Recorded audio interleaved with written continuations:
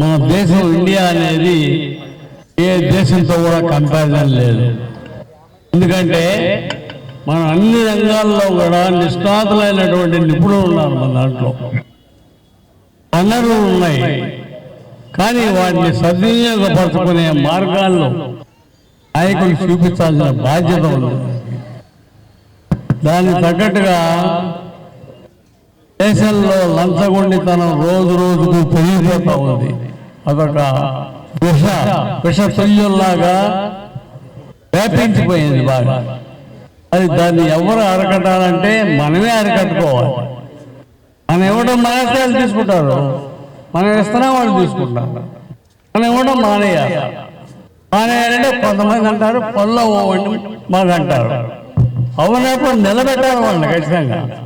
ఎందుకు చెయ్యవు, నువ్వు జీతం తీసుకుంటున్నావు, జీతం తీసుకున్నప్పుడు నీ పనులు ఎందుకు చేయవు అని నిలబెట్టిన రోజున మొత్తం సమాజం అంతా కూడా బాగుపడుతుంది.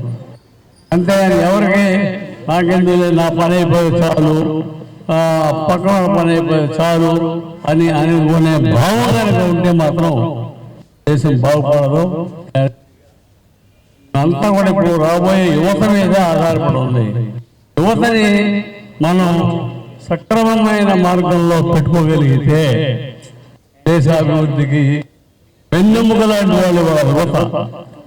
వాళ్ళ యొక్క చైతన్యాన్ని మనం మలుచుకొని సన్మార్గంలో మలుచుకుంటే దేశం అన్ని విధాలా కూడా సాధించడానికి అవకాశం ఉంటుంది. అలాగే మరి కార్యక్రమాలు చాలా ఉన్నాయి, జరుగుతూ ఉన్నాయి.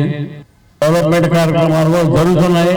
ఇదివరకు లేదంతగానే జరుగుతున్నాయి వాస్తవం చెప్పాలంటే.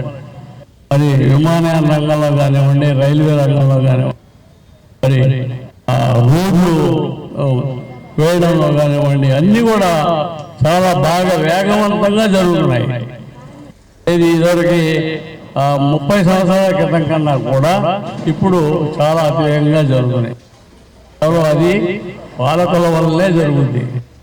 పాలకులలో ఆత్మవిశ్వాసం ఉండాలి, వాళ్ళకి సదుద్దేశం ఉండాలి. దేశం మన దేశాన్ని మనం బాగు చేసుకోవాలి అనేటటువంటి ఆలోచన కలిగినప్పుడే దేశం బాగుపడాలంటే ఎవరో ఒకలా పరిపాలించేవాళ్ళు వాళ్ళ యొక్క దృక్పథంతో మరి జనాన్ని మంచి మార్గంలో, సక్రమమైనటువంటి మార్గంలో నడిపించుకోగలిగితే దేశం అన్ని రంగాల్లో కూడా మనం సాధించగలుగుతాము.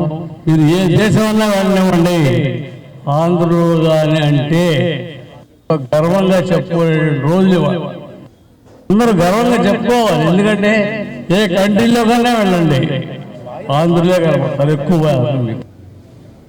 అమెరికా వెళ్ళండి, కెనడా వెళ్ళండి, స్విట్జర్లాండ్ వెళ్ళండి, లేకపోతే న్యూజిలాండ్ ఎటన్నా వెళ్ళండి, ఏ కంట్రీకి వెళ్ళినా కూడా తెలుగు వారిదే ప్రాముఖ్యం ఉంటుంది. మాత్రం 3-4 కంట్రీలు తిరిగాను, చూశాను. అక్కడ మన తెలుగు వాళ్ళు కూడా, అక్కడ కూడా మన వాళ్ళంతా కూడా అసోసియేషన్ ఏర్పడి అది వెనకబడినటువంటి వర్గాల వాళ్ళందరూ కూడా చేకరించి వాళ్ళు ముందుకు తీసుకెళ్ళడం జరుగుతుంది. నమస్కారాలు తెలుపుకుంటూ నమస్తే. Thank you.